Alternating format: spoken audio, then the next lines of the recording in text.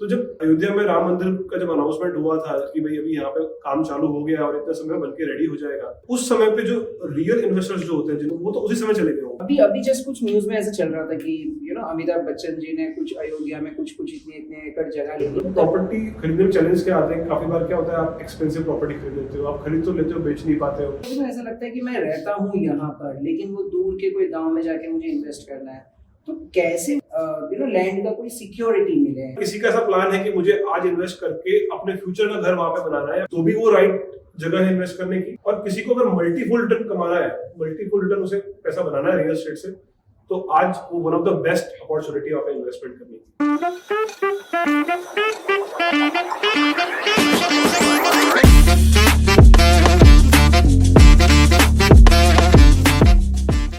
Real estate industry ये एक ऐसी इंडस्ट्री है जहां पर आज सबसे ज्यादा पैसा बनने का चांसेस है। और अगर मैं बात करूं रियल एस्टेट की, आज अगर आप इंडिया में टॉप वेल्दी लोगों का लिस्ट निकालो, टॉप 500 टॉप 1000 लोगों का नाम निकालो, तो सबसे ज्यादा अगर किसी ने पैसा बनाया है तो वो लैंड से, जमीन खरीद के, जमीन बेच के ही बनाया है। आई एम वेरी श्योर आप में से बहुत सारे लोग ये सोचते होंगे कि मुझे रियल एस्टेट में इन्वेस्ट तो करना है, लेकिन कहाँ करे, कैसे करे, ये रियल एस्टेट होता क्या है, ये इंडस्ट्री क्या होती है। ये सारी चीजों को जानने के लिए आज मैं आपको मिलवाने जा रहा हूं एक ऐसी पर्सनैलिटी से जिनको पिछले 5 साल से मैं जानता हूं, राइट फ्रॉम द स्क्रैच। मतलब ही वाज नोवेयर, एक छोटा सा कोई बिजनेस कर रहे थे। आज मैं अगर उनको देख रहा हूं तो रियल एस्टेट के वजह से उन्होंने लोगों को गाइड किया, इन्वेस्ट करवाया, और उसके वजह से आज उन्होंने उनकी कंपनी को इतना बड़ा कर दिया है कि आज अगर आप दुबई में भी देखो तो उनके प्रोजेक्ट्स चल रहे हैं। आज अगर आप इंडिया के किसी भी कॉर्नर पे जाओ तो बहुत सारी जगह पर उनके प्रोजेक्ट्स चल रहे हैं। तो चलो उनसे ही जानते हैं कि रियल एस्टेट इंडस्ट्री होती क्या है। मैं आपको मिलवाने जा रहा हूं ब्रोगर के फाउंडर अक्षय कुमार जी से। So welcome to our podcast sir. आज बहुत सारे लोग आपसे सीखना चाहते हैं, स्पेशली रियल एस्टेट के बारे में जानना चाहते हैं। तो first of all I welcome you to our podcast sir. Thank you so much for coming, thank you so much for spending time for us. Sir पहले तो आपकी जर्नी के बारे में बताइए सर, थोड़ा सा हम जानना चाहते हैं कि आपने कैसे स्टार्ट किया, कैसी आपकी लाइफ की स्ट्रगल थी और आज कहाँ हो। So first of all thank you विरोध जी, आपने आपके पॉडकास्ट में मुझे इनवाइट किया। और रही बात जर्नी की, तो आपने तो साक्षात वो चीजें होते हुए देखी है पूरी जर्नी, और इस सफर में आपका भी काफी मतलब उसमें कंट्रीब्यूशन रहा है हमारे साथ में। तो इस जर्नी की बात करें तो लाइक रियल एस्टेट की जो जर्नी होती है वहाँ पे मतलब आप जीरो से भी कहीं तक भी पहुंच सकते हैं। मतलब इसका मतलब ये नहीं है कि बहुत सारा पैसा होना जरूरी है। हाँ, आपको टाइम देना पड़ेगा, आपको समय देना पड़ेगा उस चीज के लिए, और धीरे धीरे चीजें अगर आप एक ही फील्ड पे फोकस करके अपने कुछ साल देते हैं, मेहनत करते हैं, तो वहाँ पे रिजल्ट आना की बहुत सारी पॉसिबिलिटीज होती हैं। तो हम लोग पिछले कुछ समय से रियल एस्टेट फील्ड से जुड़े हुए हैं और वहाँ पे हमारे एफर्ट्स लगा रहे हैं और चीजों को स्टेप बाय स्टेप अचीव करते जा रहे हैं। तो सर ये थोड़ा सा मैं और जानना चाहूंगा, मतलब एक लेमैन लैंग्वेज में, आज अगर किसी का भी ध्यान नहीं आता कि रियल एस्टेट में इन्वेस्ट करना है, ऑब्वियसली मैं तो आपके साथ इतने सालों से काम कर रहा हूँ, तो मैं आपको पहले तो बता दूं, एक होता है कि लाइक खाली ज्ञान देना कि हाँ इनका काम अच्छा है, ये कर सकते, वो कर सकते, और एक होता है कि पर्सनल एक्सपीरियंस। आज अगर मैं मेरे खुद की बात करूं तो पिछले 4 साल में नहीं तो बहुत सारे प्रोजेक्ट्स में मैंने इनके साथ इन्वेस्ट किया है। इन्होंने जहां पर बताया वहां पर हमने आंख बंद करके भरोसा करके इन्वेस्ट किया है, और आज हर एक प्रोजेक्ट दुगने से भी ज्यादा मुझे प्रॉफिट दे रहा है। So like I am first of all thank you so much for that recommending me. और आज अगर मैं गुजरात में स्पेशली बताऊं, सबसे बेस्ट इन्वेस्टमेंट प्लान इनके पास होते हैं। तो सर थोड़ा सा तो मैं पहले तो एक रॉ लैंग्वेज में समझना चाहता हूं। आज आम जनता को ऐसा लगता है कि रियल एस्टेट में इन्वेस्ट करना मतलब लाइक कोई जमीन बड़ी सी खरीदनी पड़ेगी, लाखों करोड़ों रुपए उसमें लगेंगे, फिर घर बनेगा, बिल्डिंग बनेगा, फिर उसको बेचेंगे, मतलब ये नॉर्मल पर्सपेक्टिव होता है। तो क्या आपके एंगल से भी कुछ ऐसा ही है, इतना बड़ा प्रोसेस होता है जो लाखों करोड़ों रुपए लग जाते हैं, या कुछ और तरीके से भी इन्वेस्टमेंट हो सकता है? इसमें क्या होता है कि आपके पास प्रॉपर नॉलेज है, प्रॉपर एक्सपीरियंस है, तो काफी बार आपको कम पैसों में भी आपको बड़ी अपॉर्चुनिटीज मिल जाती हैं। पर जहाँ पे आपके पास एक्सपीरियंस नहीं है, तो आप किसी और का एक्सपीरियंस यूज करके उसके साथ जुड़ के उस चीज को, उस अपॉर्चुनिटी को अवेल कर सकते हैं। तो हमारे पास बहुत सारे ऑप्शंस हैं इन्वेस्टिंग के प्रॉपर्टी के अंदर में, जहाँ पे हमारे पास मतलब स्मॉल टिकट साइज से लेके बिग टिकट साइज के भी ऑप्शंस अवेलेबल हैं। जहाँ कहीं पे आप प्लॉट्स में इन्वेस्टमेंट कर सकते हो, कहीं पे आप लैंड्स में इन्वेस्टमेंट कर सकते हो। काफी बार हम लोग क्या होता है कि पूल करके भी कुछ जमीनें खरीद लेते हैं। कभी कभार एक अपॉर्चुनिटी आई है हमारे पास जिसका इन्वेस्टमेंट अमाउंट ज्यादा है, लेकिन हम लोग कुछ लोग मिलके पूल करके उस जमीन को भी खरीद लेते हैं। मैं तो वही पूछने वाला था कि पूल करके मतलब क्या होता है, तो आपने बता ही दिया, थोड़ा सा और डिटेल में अगर आप समझा सको तो। क्या होता है कि लाइक माइंडेड पीपल्स या फिर सेम गोल जिनका है अपने मनी के साथ में, कि मेरे को इसको इतने टाइम तक होल्ड करना है और मैं इससे ये एक्सपेक्ट कर रहा हूँ, तो उस तरीके के लोगों का हम पूल बनाते हैं और हम लोग उनके साथ इन्वेस्ट करते हैं और सेम जैसे ही वो गोल अचीव होता है उसके बाद हम उसमें से एग्जिट करते हैं। अमेजिंग, मतलब ये ग्रुप बनाने से लेकर उनको एग्जिट करवाने तक का पूरा प्रोसेस, मतलब एग्जिट मतलब क्या होता है, जैसे नॉर्मल लैंग्वेज में अगर मैं बात करूं। सो देखो, रियल एस्टेट की बहुत खास बात है कि इसमें 90% लोग पैसा जो पोटेंशियल तक कमा नहीं पाते हैं, जो उसका एक्चुअल पोटेंशियल है रियल एस्टेट का, वो उसमें उतना पैसा नहीं कमा पाते हैं। क्यों नहीं कमा पाते हैं? क्योंकि ज्यादातर लोग मतलब प्रॉपर्टी खरीदना इतना इजी है ना कि आप कभी भी खरीद सकते हो, आपको अभी मन कर रहा है आप जाकर अभी खरीद सकते हो, पर बेचना उतना इजी नहीं है। क्योंकि जब आप बेचने जाते हो तो आपको तब उसका वो भाव नहीं मिल रहा होता है, या फिर जो आपकी एक्सपेक्टेशंस है उससे लेके वो चीजें आपको नहीं मिल रही होती हैं, और तो प्रॉफिट मार्जिन भी एकदम श्रिंक हो जाते हैं या फिर प्रॉफिट नहीं भी होता है। सेम चीज कि हम लोग एग्जिट पे भी ध्यान देते हैं कि प्रॉपर्टी से एग्जिट कैसे निकाला जाए, उसका जो हमने गोल डिसाइड किया है वो गोल को हम कैसे अचीव करें, और लास्ट में जब हम लोग उस प्रॉपर्टी को बेचते हैं, जब वो एग्जिट होता है, तो जो प्रोपोर्शनेट अमाउंट जो भी पूल ग्रुप ने बनाया होता है उसमें वो डिवाइड हो जाता है। Okay, great great. तो इसमें कुछ ऐसा होता है कि लेट्स से फॉर एग्जांपल मैं जैसे एक मान के चलता हूँ कि मुझे खरीदना है कोई प्रॉपर्टी, कोई लैंड खरीदनी है, लेकिन मेरे पास उतना पैसा नहीं है। आपने बताया कि 3 4 5 जन मिलके लैंड खरीदेंगे, तो जब भी एग्जिट करना है तो कोई एक पर्टिकुलर ऐसा बेंचमार्क सेट किया हुआ रहता है कि भाई इतना अमाउंट हो गया तो हम क्योंकि देखो आम जनता को क्या लगता है, एक मैं नॉर्मल लैंग्वेज में बता रहा हूँ, आम जनता को क्या लगता है कि आज मैंने जमीन खरीद ली ना,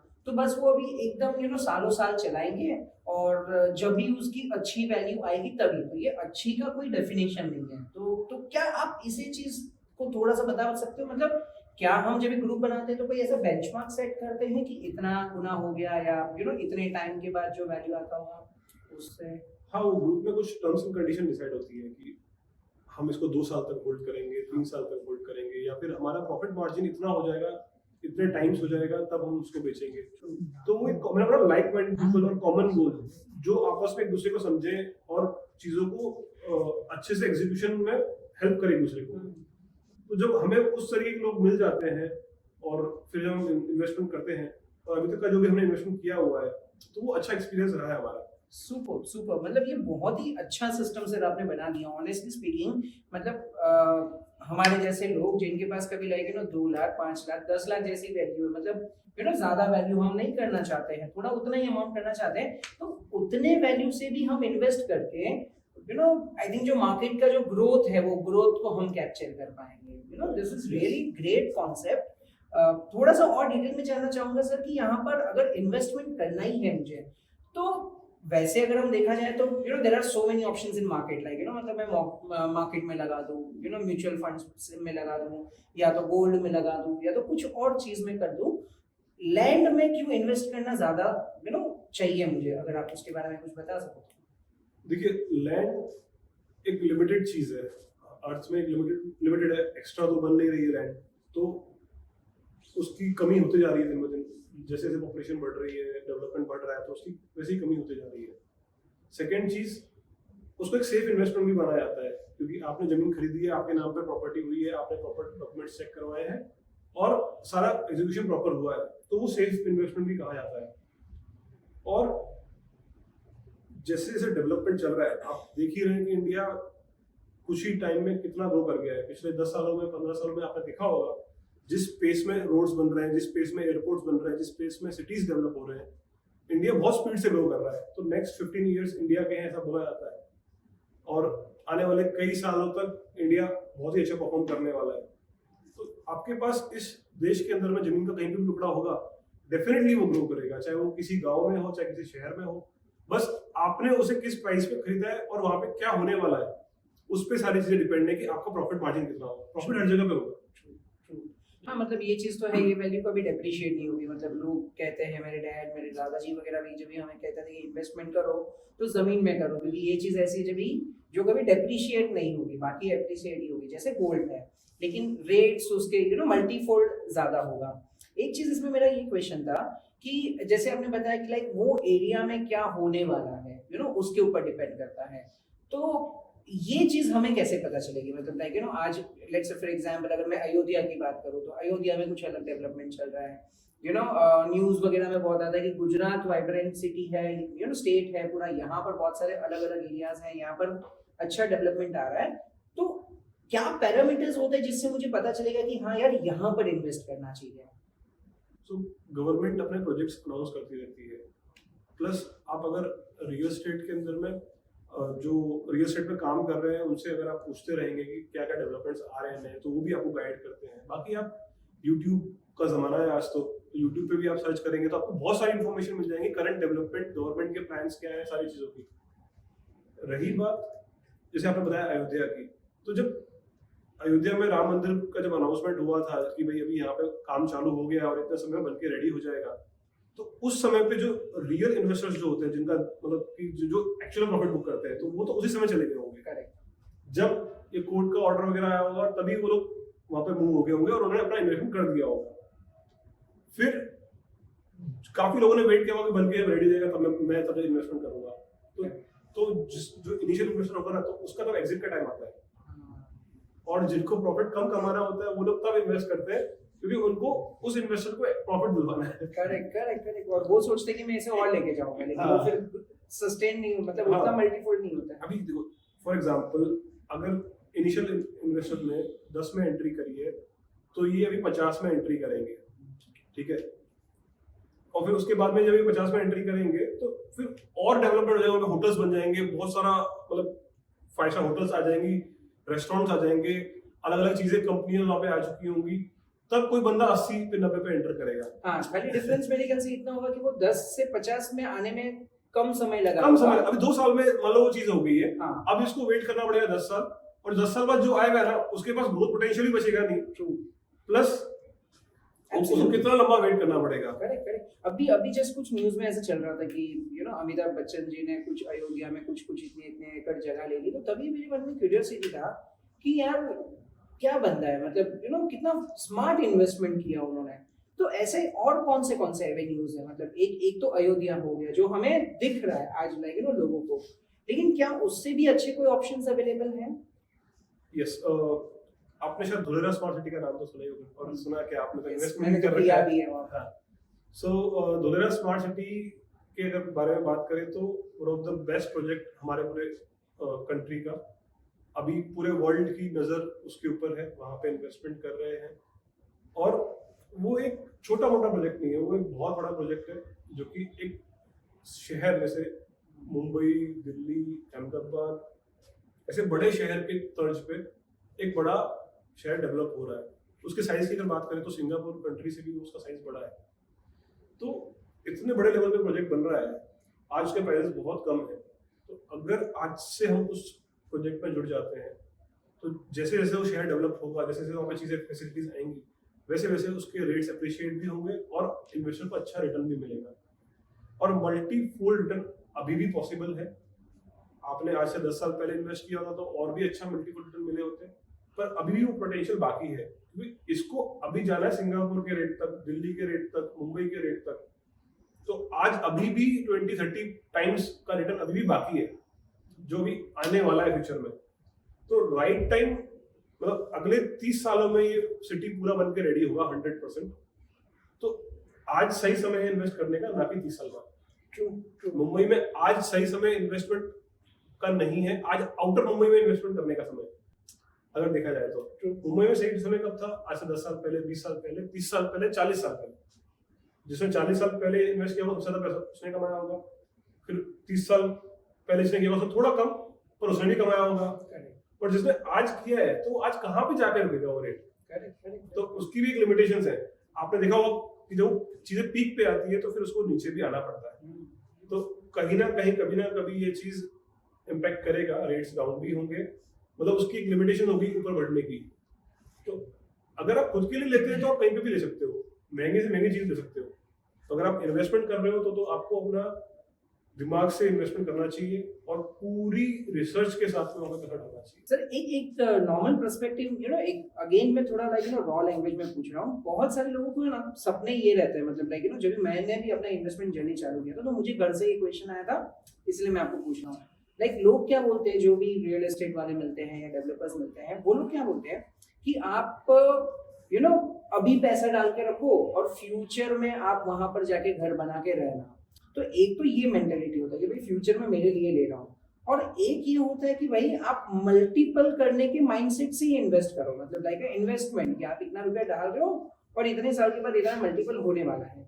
तो आपके हिसाब से धोलेरा कौन से माइंडसेट के लिए सही है? मतलब आज मैं पैसा डाल करके मैं ऐसा सोचूं 30-40 साल के बाद घर बनाऊं, तभी क्या वैल्यू आएगा, तभी रहने जाऊं, या मैं मल्टीफोल्ड करके एग्जिट करने का प्लान करूं? तो आपके हिसाब से एक नॉर्मल पर्सन का क्या पर्सपेक्टिव होना चाहिए धोलेरा को लेके? सी अगर किसी को फ्यूचर अपना घर देख रहे हैं, रिटायरमेंट के बाद रहना है या फिर मतलब एक स्मार्ट सिटी का फील लेना है, तो वहां पे अगर धुंधला दिखाएं तो वो दोनों पर्पस के लिए सही है। क्योंकि वो एक स्मार्ट सिटी बनने वाला है जहाँ पे वेल प्लानिंग, अच्छे अच्छे रोड, बड़े बड़े रोड, वहाँ की गलियां भी एक रोड की जैसी हैं। तो मतलब इतने अच्छे तरीके से चीजों को प्लान किया गया, तो वहाँ पे जो लाइफ होगी वो उतनी ही अच्छी होगी, उतनी ही प्रीमियम होगी। जैसे हम फॉरेन कंट्रीज की बात करते हैं, उनकी सिटीज की बात करते हैं, उनकी क्लीननेस की बात करते हैं, तो वो सारे मॉडल्स वहाँ पे अपनाए जा रहे हैं, तो वहाँ पे लाइफस्टाइल भी बहुत अच्छा होगा। तो अगर किसी का ऐसा प्लान है कि मुझे आज इन्वेस्ट करके अपने फ्यूचर का घर वहाँ पे बनाना है या फ्यूचर में वहाँ पे सेटल होना है, मेरा रिटायरमेंट का टाइम वहाँ पे निकालना है, तो भी वो राइट जगह है इन्वेस्ट करने की। और किसी को अगर मल्टीपल रिटर्न कमाना है, मल्टीपल रिटर्न उसे पैसा बनाना है रियल एस्टेट से, तो आज वो one of the best opportunity आप इन्वेस्टमेंट करने की। ट्रू। लेकिन इसमें अगर मैं सोचूं कि भाई मेरा रिटायरमेंट लाइफ वहां पर जाएगा, तो अभी तो मैं अगर मैं इन्वेस्टमेंट करने जाऊंगा अभी धोलेरा, मैंने जस्ट गूगल पे देखा था, इनफैक्ट आपने कुछ पीपीटीज दिखाया था, तो उसमें तो वो कंप्लीटली लैंड है, जमीन ही जमीन दिख रही है। तो मुझे आज कैसे पता चलेगा कि 30 साल के बाद वहां पर क्या होगा? क्या उसका कोई ऐसा कोई प्लानिंग किया हुआ है धोलेरा में? ये अच्छा आपने क्वेश्चन पूछा। इसमें क्या है कि धोलेरा स्मार्ट सिटी है ना, पूरी प्लान्ड है, कहाँ पे रेसिडेंशियल होगा, कहाँ पे इंडस्ट्रियल होगा, कहाँ पे कमर्शियल होगा, उसकी क्या क्या परमिशन होंगी, कितने हाइट पे वहाँ पे चीजें बना सकते हो, वहाँ पे कितने सेटबैक्स रहेंगे, कितना एरिया को छोड़ना पड़ेगा कंस्ट्रक्शन के टाइम पे, ये सब चीजें प्रॉपर अथॉरिटी ने पहले से डिफाइन करके रखी हुई है। तो कल को आप देखते हो ना कि इसने अपना घर यहाँ पे बना दिया, इसने कोई दीवार की स्पेस छोड़ी नहीं है, बाउंड्री टू बाउंड्री घर बना दिया, ऐसा नॉर्मल शहरों में, गाँव में होता है। वहाँ पे ये सब चीजें नहीं आएंगी प्रॉब्लम में, तो उसको पहले अथॉरिटी से पहले नक्शा पास कराना पड़ेगा और सारी चीजें प्लानिंग से करनी पड़ेगी, जिससे शहर और ब्यूटीफुल बनेगा। प्लस आज सारी की सारी चीजें आपको जमीन पे शायद हो सकता है कि कम दिखाई देगा, लेकिन वो सारी चीजें पेपर पे ऑलरेडी रेडी है। गवर्नमेंट ने टाउन प्लानिंग सबकी कर रखी हुई है, और टाउन प्लानिंग की जो सब टीपीज है उसमें कहाँ पे क्या एफपी है, कौन सा एरिया में क्या बनेगा, वो सारी चीजें फिक्स है। तो क्या वहां पर अभी भी घर वगैरह बनने चालू हो गए हैं, लोग आके रहना चालू कर दिया है या बाकी है? वहां पे अगर आज की डेट की मैं बात करूं तो वहां पे रेसिडेंशियल अपार्टमेंट अंडर कंस्ट्रक्शन है, प्लॉटिंग स्कीम्स कुछ वहां पे रेडी होके मतलब ऑलमोस्ट रेडी है। वहां पे किसी को अगर शिफ्ट होना है तो कुछ प्रोजेक्ट्स वहां पे ऐसे हैं जो रनिंग है, जहाँ पे लोग रह रहे हैं, और फैक्ट्रीज, सोलर पार्क और ये सब चीजें वहां पे लग के रेडी है। ट्रू। तो अगर मुझे कोई व्हाटएवर अमाउंट मुझे इन्वेस्ट करना हो, तो मैं कोई दूसरे सिटी में ना जाकर धोलेरा में क्यों आऊं? मतलब उसके क्या ऐसे यूएसपी, क्या ऐसे फीचर्स है, मतलब क्यों धोलेरा ही? अगर धोलेरा की बात करें तो वहां पे जो रेट्स है वो अराउंड 4,000-5,000 पर स्क्वायर यार्ड के रेट्स है, मतलब जो कि एक बहुत ही कम अमाउंट है रियल एस्टेट के अंदर में। अगर आप मुंबई की बात करेंगे तो वहाँ के जो स्क्वायर फीट के रेट है ना, वो भी इससे ज्यादा है, वो भी फ्लैट के, तो मैं जमीन की बात कर रहा हूँ, 45,000-50,000 पर स्क्वायर फीट। हाँ, तो यहाँ पे वो 500-700 रुपए स्क्वायर फीट का रेट है। कितना बड़ा डिफरेंस है। ये तो मैं जमीन की बात कर रहा हूँ, आप फ्लैट की बात कर रहे हैं, तो इतना बड़ा डिफरेंस है इसके अंदर में। तो यहाँ पे आप 5-6 लाख रुपए से लेके आप कितनी भी अमाउंट इन्वेस्ट कर सकते हैं, जितना आपका बजट आपको अलाउ करता है। तो अगर मेरे को 5-6 लाख रुपए इन्वेस्ट करने रियल एस्टेट के अंदर में, तो मुझे नहीं लगता कि हमारे पास नियर अबाउट में कोई भी ऑप्शन अवेलेबल है। आपको रियल एस्टेट की बारी आती है तो 40 लाख 50 लाख 60 लाख से ही शुरू होता है, उसमें भी बहुत ही लिमिटेड चीजें आती है। तो धुलेरा एक ऐसी जगह है जहाँ पे आपको एक छोटे इन्वेस्टर्स को भी अपना पैसा प्रॉपर्टी में लगाने का मौका मिलता है। ये इतना आसान काम नहीं है, मतलब इतना आसान चीज नहीं होता एक शहर के अंदर में एक छोटे टिकट साइज के इन्वेस्टर को अपना पैसा इन्वेस्ट करना। धुलेरा आज भी उनके लिए वो अपॉर्चुनिटी प्रोवाइड कर रहा है जिससे कि वो अपना पैसा इन्वेस्ट करे और फ्यूचर में उनका पैसा ग्रो भी हो। इसमें सेफ्टी वाइज अगर हम देखें तो बहुत बार लेकिन ऐसा लगता है कि मैं रहता हूँ यहाँ पर लेकिन वो दूर के कोई गांव में जाके मुझे इन्वेस्ट करना है, तो कैसे वो सेफ्टी सिक्योरिटी या लाइक ये होता है कि हाँ भाई मतलब मैंने जो पैसा दिया वो जेन्युइन है, मतलब कोई ऐसी लीगल फॉर्मेलिटीज या कोई ऐसी चीज होती रहेगी जिससे मुझे अपने पेज अपने लैंड का कोई सिक्योरिटी मिले। यस, सो वो डिपेंड करता है कि आप क्या ले रहे हैं। जैसे आप जमीन ले रहे हैं या प्लॉट ले रहे हैं, प्लॉट ले रहे हैं तो प्लॉट के प्लान पास होता है, उसके जमीन का डॉक्यूमेंट डेवलपर के नाम पे है कि नहीं, उसका टाइटल क्लियर होता है कि नहीं, वो आप डॉक्यूमेंट आप उनसे मांग सकते हैं। अगर वो डेवलपर के पास वो सब चीजें होंगी तो वो आपको प्रोवाइड कर देंगे। अगर जमीन की बात करें तो जमीन में वो टाइटल देखना बहुत जरूरी है, टाइटल क्लियर है कि नहीं, उसके जो डॉक्यूमेंटेशन प्रॉपर है कि नहीं, वो सब थोड़ी दो तीन चीजें देखनी होती है। उसके बाद में आप उसमें गुड टू गो हो। आपने एक अगर सुना है कि नहीं पता, मतलब मुझे पता नहीं है, बट एक लैंड ग्रैबिंग एक्ट है गुजरात के अंदर में। अगर आपकी जमीन पे किसी ने कुछ इलीगल कब्जा कर रखा हुआ है तो आप उस एक्ट को यूज करके उसको फटाफट अपना पोजीशन ले सकते हैं, उन्हें खाली करवा सकते हैं। सुपर ये मुझे बहुत इंटरेस्टिंग लग रहा है कि धुलेरा में सारी चीजें हैं, सेफ्टी भी है, इन्वेस्टमेंट के लिए लो टिकट साइज में भी जा सकते हैं। अभी आपके एक्सपीरियंस के हिसाब से अगर मैं 5 साल के लिए या 10 साल के लिए इन्वेस्ट करना चाहूँ, लेट्स से फॉर एग्जांपल मान के चलते कि 2 लाख 5 लाख 10 लाख जैसी कोई वैल्यू को मैंने इन्वेस्ट कर दिया और नेक्स्ट 5 इयर्स तक मुझे नहीं देखना है, तो आपके हिसाब से अगले 5 साल में वो कितने गुना बढ़ जाएगा? मतलब मान के चलो 10 लाख रुपीज मैंने इन्वेस्ट कर दिया तो वो 5 साल के बाद कितना वैल्यू हो जाएगा आपके एक्सपीरियंस के हिसाब से? सो अगले 5 साल में अहमदाबाद धुलेरा एक्सप्रेसवे बन के रेडी हो जाएगा। मतलब वो तो अभी रेडी हो जाएगा, बट मैं उस 5 साल में क्या क्या होने वाला है मैं आपको बता रहा हूँ। वहाँ पे रेसिडेंशियल अपार्टमेंट्स खड़े हो जाएंगे, मल्टीपल, मतलब एक नहीं बहुत सारे। वहाँ पे काफी सारी फैक्ट्रियाँ खड़ी हो चुकी होंगी, वहाँ पे हॉस्पिटल स्कूल और वो सब चीजें आ चुकी होंगी। वहाँ पे इंटरनेशनल एयरपोर्ट फंक्शनिंग होगा। उसके पास में लोथल भी डेवलप हो रहा है, लोथल के भी कुछ फेजेस बन के रेडी हो चुके होंगे। तो इतनी सारी चीजें हो चुकी होंगी, तो मेरा ऐसा अनुमान है कि मैं लोअर से लोअर साइड में भी गिनूं तो एटलीस्ट 2 टाइम्स तो होगा। इसके ऊपर वो कितने टाइम मल्टीप्लाई होगा वो डेवलपमेंट सिनेरियो उन सब चीजों पर डिपेंड करेगा। मैं बहुत ज्यादा कमिट नहीं करना चाहता है, बहुत ज्यादा आपको बोलना नहीं चाहता, पर एटलीस्ट 2 टाइम्स तो वो 100% होगा ही होगा। ओके, कोई ऐसे पास्ट एक्सपीरियंस अगर आप शेयर करना चाहो जो जिन्होंने 2 टाइम्स या 2 टाइम्स से ज्यादा रिटर्न्स बनाए हो 2 3 5 साल में? सो पिछले 3 साल में जिन्होंने भी इन्वेस्ट किया है, कोई भी हो, मतलब मेरे थ्रू किया हो या मेरे बिना किया हो, जिन्होंने धुलेरा में इन्वेस्टमेंट किया हुआ है और सही जगह पे इन्वेस्टमेंट किया हुआ है, ठीक रेट से, मतलब उस समय जो रेट चल रहा था उसी रेट से अगर परचेज किया है, तो उस समय कुछ रेट चल रहा है और उन्होंने महंगे रेट से किया है तो मैं उनकी कोई गारंटी नहीं दे सकता। अगर उन्होंने इन्वेस्टमेंट किया है तो उनका 2 गुना से लेके 8 गुना तक का रिटर्न आया ही होगा, ये कंफर्म है। और इसको आप वेरीफाई भी कर सकते हो पिछले 3 साल के रिटर्न से। 2 गुना मैं इसलिए बोल रहा हूँ कि कभी किसी ने महंगा ले लिया हो या कुछ ले लिया हो तो उसका अलग केस हो सकता है, बाकी 2 गुना से लेके 8 गुना तक का रिटर्न आ ही आया।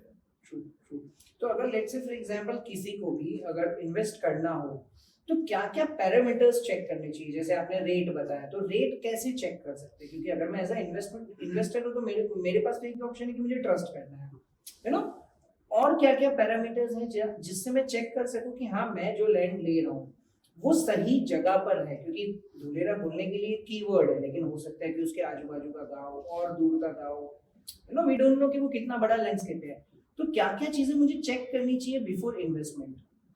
सो वो कौन से एरिया के अंदर में है, वो एरिया किस जगह पे है, फर्स्ट वो इम्पोर्टेंट है, क्योंकि area to area rate differ करता है। प्लस उस जो डेवलप कर रहे हैं, वो सोसाइटी को जो डेवलप कर रहे हैं, तो वहाँ पे वो क्या तरीके का डेवलपमेंट करने वाले हैं। वो अगर एकदम बेसिक डेवलपमेंट करने जा रहे हैं और वो चार्ज आपसे एकदम प्रीमियम का कर रहे हैं तो भी दिक्कत है। अगर वो प्रीमियम बनाने जा रहे हैं तो आपका थोड़ा चार्ज प्रीमियम भी लगेगा, तो वो सब चीज़ों को भी थोड़ा देखना है।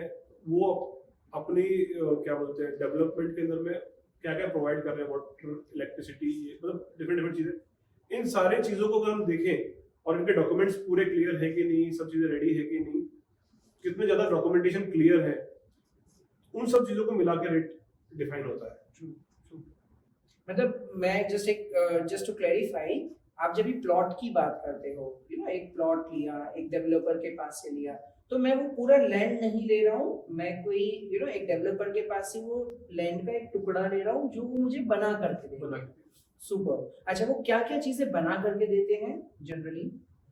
इसमें क्या होता है कि डेवलपर, अगर अच्छा डेवलपर है जो डेवलपमेंट के अंदर में विश्वास रखता है, सिर्फ सेलिंग पे नहीं, साथ साथ में डेवलपमेंट में विश्वास रखता है, तो वो आपको बाउंड्री वॉल बना के देंगे। बाउंड्री वॉल में भी एक होता है कि एक हाफ, मतलब उसको जिसको कोई भी कूद के चले जाए वैसी बाउंड्री होती है, और एक होती है अच्छे साइज, मतलब 8 फीट की बाउंड्री। तो अच्छी बाउंड्री होनी चाहिए, हाइटेड बाउंड्रीज होनी चाहिए।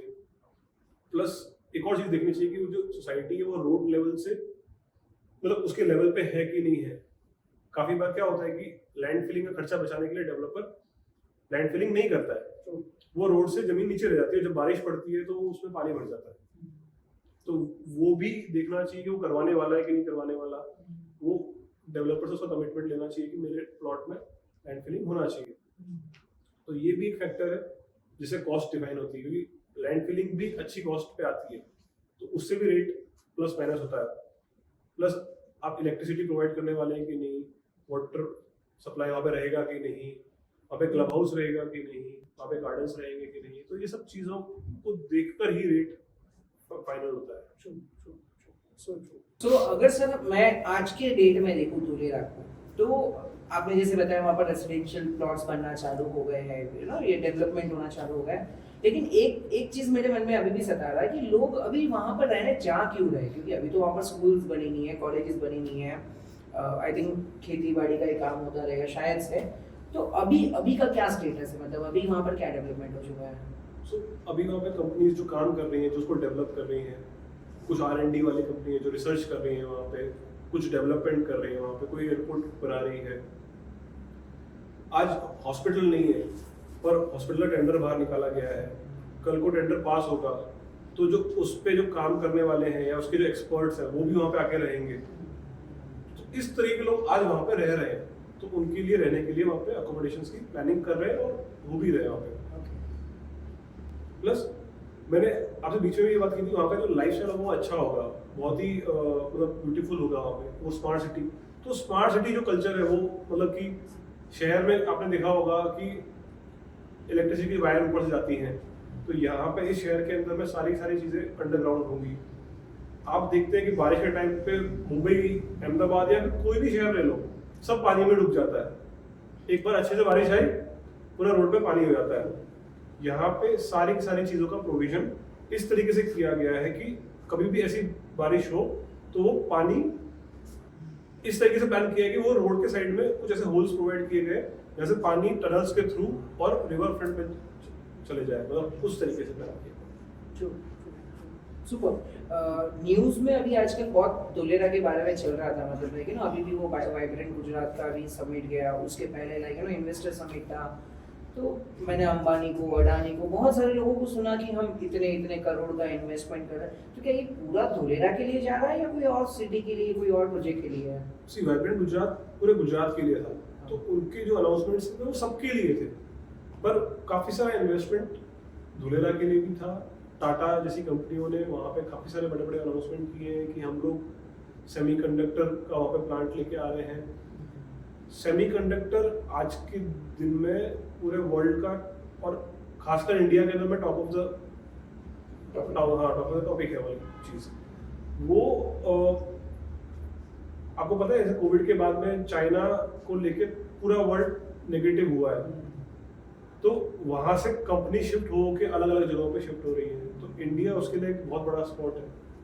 तो सेमीकंडक्टर के अंदर रिवॉल्यूशन लाने के लिए, सेमीकंडक्टर को चाइना से बाहर ले जाने के लिए इंडिया एक बहुत अच्छा पॉइंट है।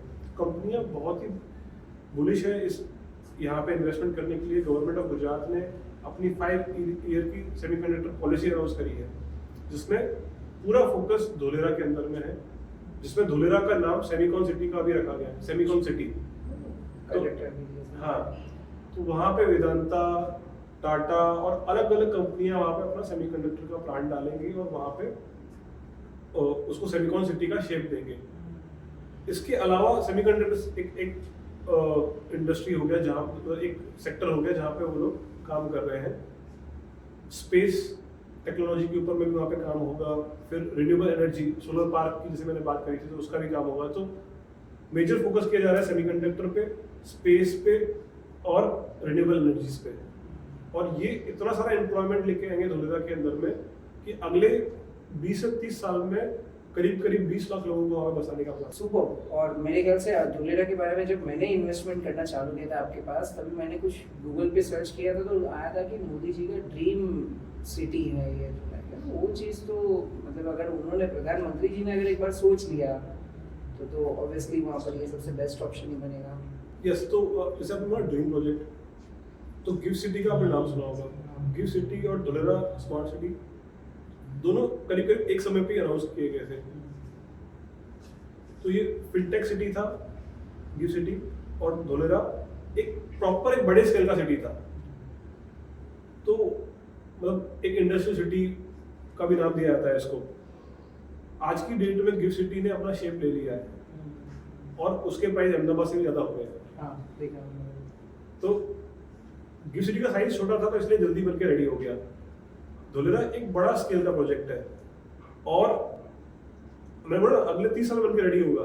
तो हमारे पास अपॉर्चुनिटी है आज इन्वेस्ट करके अपने पैसे को ग्रो होते हुए देखने की। हमने गिफ्ट सिटी में ऐसे 15 साल पहले इन्वेस्ट कर दिया होता, तो आज अहमदाबाद से भी ज़्यादा रेट, मतलब अहमदाबाद से ज़्यादा रेट हो रखे हैं उसके। तो सेम चीज़ आज अगर हम धोलेरा में इन्वेस्टमेंट करेंगे तो हो सकता है अगले 15 साल बाद इसके रिटर्न्स हमें कई मल्टीपल फोल्ड में दिखे और अहमदाबाद के आसपास के रेट हमें वहाँ पे दिखे। सर ये धोलेरा तो अभी चलो, अभी मुझे समझ गया कि उसका रेट अभी बढ़ रहा है, तो अभी जब भी कम है तभी पैसा इन्वेस्ट कर दो, तो जब भी वो बड़ा होगा तभी लाइक ना हम वो ग्रोथ का भी बेनिफिट ले पाएंगे। लेकिन मेरा एक सवाल हमेशा ये रहता है कि मुझे नहीं पता है, जैसे भी आपने बताया कि क्या क्या फैक्टर्स होते हैं, तो फैक्टर्स में एक चीज़ मुझे ऐसे लग रही है कि इन्वेस्टमेंट के लिए कंफ्यूजन ये होगा कि मैं पैसा इन्वेस्ट तो करूँ, लेकिन मैं कोई रेसिडेंशियल लैंड खरीद के रखूँ कि वहाँ पर बिल्डिंग बनेगा और लाइक मेरे रेट्स दोगुने 3 गुने 10 गुने होंगे, या मैं कोई कमर्शियल जगह में इन्वेस्ट करूँ जहाँ पर लाइक इंडस्ट्रीज आएगी और मुझे ज़्यादा, मतलब ये कंफ्यूजन हमेशा रहता है।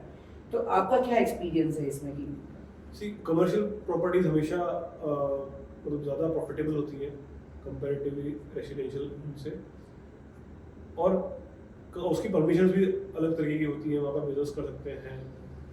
तो अगर रेंटल के हिसाब से देखें तो कमर्शियल ही ज़्यादा रेंटल देता है। कमर्शियल एक फर्स्ट प्रेफरेंस होता है, सेकंड प्रेफरेंस होता है रेसिडेंशियल। तो बाकी फिर अपने पर्पस पे डिपेंड है, अपने फिर कि हमारा क्या पर्पस है, क्या स्टाइल ऑफ इन्वेस्टिंग है, उस पर भी डिपेंड करता है। अभी फिर उसके रेट में भी डिफरेंस है, मतलब जैसे अभी आप बता रहे हो 4.5-5 हज़ार, तो कमर्शियल में अगर जाएंगे तो अलग होगा, मतलब लेने का प्राइस भी अलग होगा शायद। डेफिनेटली कमर्शियल प्रॉपर्टी महंगी होती है और रेसिडेंशियल प्रॉपर्टी सस्ती होती है। Super sir. लेकिन ये सारी प्रोसेस में, ये सारी चीज़ों में ब्रोकर किस तरीके से कंट्रीब्यूट करते हैं? मतलब अगर मैं एज ए इन्वेस्टर हूँ तो आपकी कंपनी पर्सनली आप किस तरीके से हमें हेल्प कर सकते हो, और क्या हमें किस तरीके से हमें आपकी कंपनी को देखना चाहिए? ब्रोकर जो कंपनी है, जो ब्रोकर का, वैसे मैं आपको एक बार थोड़ा एक्सप्लेन करता हूँ कि ब्रोकर एग्जैक्टली क्या है। सो घर से तो आपको पता पड़ रहा है कि प्रॉपर्टी को रिलेट कर रहा है, और जब भी हम प्रॉपर्टी खरीदते हैं तो हम लोग अपने किसी नियर एंड डियर को कांटेक्ट करते हैं, उससे सलाह लेते हैं। ये वो भाई होता है, पापा होते हैं, रिलेटिव होते हैं, दोस्त होता है, तो हम वो ब्रो से ना उन सारे रोल को पूरा करते हैं।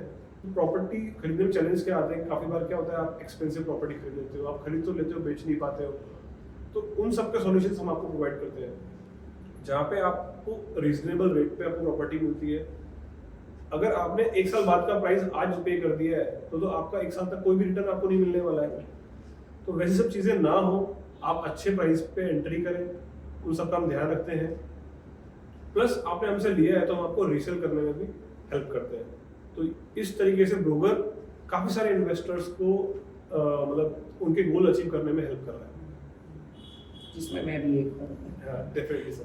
मैंने भी ये सारी चीज़ें एक्सपीरियंस की है और मुझे तो पता है एक सीमलेस एक्सपीरियंस होता है कि देखना भी नहीं पड़ता है कि कहाँ इन्वेस्ट हो रहा है, कैसे हो रहा है, और एक ट्रस्ट का फैक्टर सबसे ज़्यादा इंपॉर्टेंट है, जो शायद मैंने कहीं ना कहीं ब्रोकर में देखा है। तो जब रियल एस्टेट की बात करते हैं तो बहुत सारे ऐसे टर्मिनोलॉजी होते हैं जो शायद मुझे भी बहुत बार कंफ्यूज करते हैं कि वो बिल्ट अप एरिया क्या होता है, यूजेबल एरिया क्या होता है, कारपेट एरिया क्या होता है, मतलब ये क्या किस तरीके से इसको डिवाइड किया जाता है? काफ़ी सारे क्लाइंट्स हमारे पास भी आते हैं तो वो इन सब चीज़ों के बारे में बात करते हैं कि आप हमें चार्ज ज़्यादा एरिया पे कर रहे हो बट आप एक्चुअल में मुझे कम एरिया दे रहे हो, और हमारे यहाँ पे ऐसा नहीं होता है, आपके यहाँ पे ऐसा हो रहा है। हमारे यहाँ पे तो डेवलपर जितना हमको एरिया दे रहा है उतना ही चार्ज कर रहा है। ये क्वेश्चन बहुत कॉमन है, पर मैं आपको यही कहना चाहूँगा और दर्शकों को ये बताना चाहूँगा कि सुपर बिल्टअप पे बाय करना, जो मतलब आपको जो जितना मिल रहा है उतना प्लस जो कॉमन में जा रहा है उसका भी पैसा देना जरूरी है। एक्चुअल में देखो क्या है कि यूज तो आप उतना ही करने वाले जितना आपको मिल रहा है, तो आपने कहीं पे लिया है तो वो पैसा तो उतना ही लेने वाला है। मतलब अगर मैं रेट बढ़ा के दे दूं आपको तो बात घुमा फिरा के वही हो जाएगी। पैसा तो डेवलपर को उतना चाहिए ही चाहिए जितना उसको बनता है। पर फायदा इसमें क्या है आपका कि आपके प्लॉट के अलावा जो रोड है, जो गार्डन है, जो क्लब हाउस है, उसमें भी आपका शेयर है जो कि ऑन पेपर आपके नाम पे चढ़ा भी हुआ है। कल को सारे प्लॉट्स बिक गए और डेवलपर को मन किया कि मेरे को ये गार्डन पे अपना एक और घर बनाना है, पर आपका तो रजिस्ट्री आपके उसे जितनी जमीन है उस पर हो रखा है तो आपका उस पर हक नहीं है। पर आपने पैसा तो बिल्डर ने पूरा ही लिया होगा, पैसा तो पूरा ही लिया होगा, पर अगर सुपर बिल्डर पे आपने परचेज की हुई है तो वो रजिस्ट्री में आ जाता है कि वो गार्डन में भी आपका हिस्सा है। आपका क्या सबका हिस्सा है तो उसको वो बेच नहीं सकता। जैसे सारे प्लॉट बिकेंगे तो एक इंच पूरी सोसाइटी की बिक चुकी होगी तो डेवलपर के हाथ में कुछ नहीं बचता। तो अल्टीमेटली ये फायदा किसका है? जिसने परचेस किया है उसका है। तो हमेशा इस तरीके से ही परचेस करना चाहिए और ये कॉन्सेप्ट बहुत अच्छा है। तो कारपेट आपको एक्चुअल मिल रहा है, लेकिन जो कॉमन में जा रहा है वो सब पे भी आपका हक है। सुपर, मतलब जो रोड्स आ रहे हैं, गार्डन्स आ रहे हैं, क्लब हाउस आ रहे हैं, हाईवे से लेके लाइक सोसाइटी तक, या देखो डेवलपर तो पैसा लेने वाला है, उसको तो देना ही है। अब अभी मान लो मेरा रेट अगर मान लो 4000 का है सुपर पे, पर मैं आपको बोल रहा हूँ मैं जैसे आपसे कारपेट से पैसा लूंगा तो मैं तो 4000 नहीं लूंगा, मैं तो 6000 ले लूंगा। हाँ बराबर, मतलब उसका भी मैं इस तरीके से ले लूंगा बिना बताए। करेक्ट। पर बेटर ये है कि पूरा सुपर बिल्डअप पे बाय करना चाहिए। अमेजिंग सर, बहुत सारी चीज़ें आपसे सीखने मिली। और रियल एस्टेट के रिलेटेड पहले जो क्वेरी मेरे मन में थे, आज वो सारे तो क्लियर हो ही गए। आई एम श्योर जो हमें ये वीडियो देख रहे हैं उन लोगों को भी बहुत सारी चीज़ें सीखने मिली होगी। फिर भी अगर आपका कोई भी क्वेश्चन रह जाता है तो नीचे कमेंट में लिख लीजिएगा, हम श्योर कोशिश करेंगे सर से सारे डाउट्स क्लियर करने के। और संडे लाइव के हमारे वर्कशॉप में भी सर को एक बार लेके आएंगे, जिसमें आपके जितने भी क्वेश्चंस हैं वो सारे क्वेश्चंस को हम एड्रेस करने की कोशिश करेंगे। Thank you so much sir for giving us time, thank you so much.